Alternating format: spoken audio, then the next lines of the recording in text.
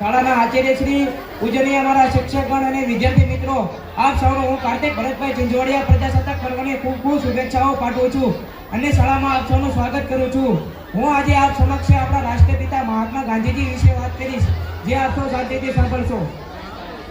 રાષ્ટ્રપિતા મહાત્મા ગાંધીનું પૂરું નામ મોહનદાસ કરમચંદ ગાંધી હતું। તેમની માતાનું નામ પુતલીબાઈ હતું। તેમનો જન્મ ગુજરાતના પોરબંદર શહેરમાં 2 ઓક્ટોબર 1875 રોજ થયો હતો। તેમના પિતાનું નામ કરમચંદ ગાંધી હતું। તેમણે પ્રાથમિક શિક્ષણ રાજકોટમાં લીધું હતું। મહાત્મા ગાંધીને બાપુ તરીકે પણ ઓળખવામાં આવે છે। તેમણે અહિંસા અને સત્યાગ્રહ જેવા શાંતિપૂર્ણ વિરોધના માર્ગને અપનાવ્યો હતો।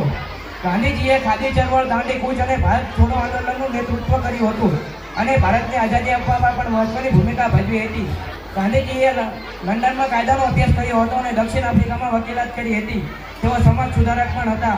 ગાંધીજીએ અમદાવાદમાં સત્યાગ્રહ આશ્રમ ગુજરાતની સ્થાપના કરી। 30 જાન્યુઆરી 1948ના રોજ નથુરામ ગોડસે નામના વ્યક્તિએ તેમની હત્યા કરી હતી।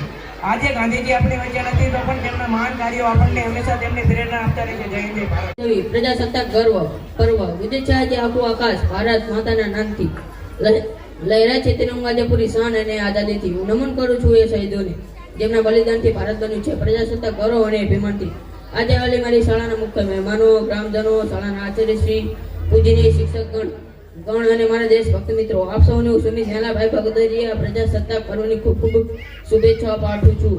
26મી જાન્યુઆરી માત્ર રજાનો દિવસ નથી પણ દરેક ભારતીય માટે ઉત્સવ છે। 26મી જાન્યુઆરી 1950ના દિવસે આપણા દેશને પોતાનું બંધારણ મળ્યું। ડોક્ટર બાબા સાહેબ આંબેડકરના નેતૃત્વમાં બનેલા બંધારણને આપણને લોકશાહીના સાચા હક આપ્યા।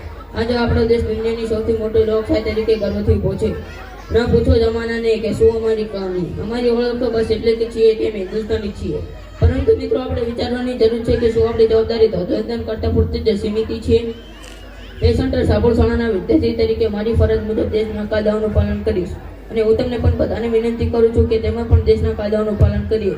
દેશભક્તિ એટલે માત્ર સરહદ ઉપર જઈને લડવું નથી, પ્રામાણિકતાથી ભણવું, પર્યાવરણનું જતન કરવું અને સમાજમાં શાંતિ જાળવવી એ પણ દેશભક્તિ છે। છેલ્લે ભારત માતાના વીર સપૂતોને નમન કરતા મારી વાણીઓને વિરામ આપું છું। ભારત માતા કી જય। વંદે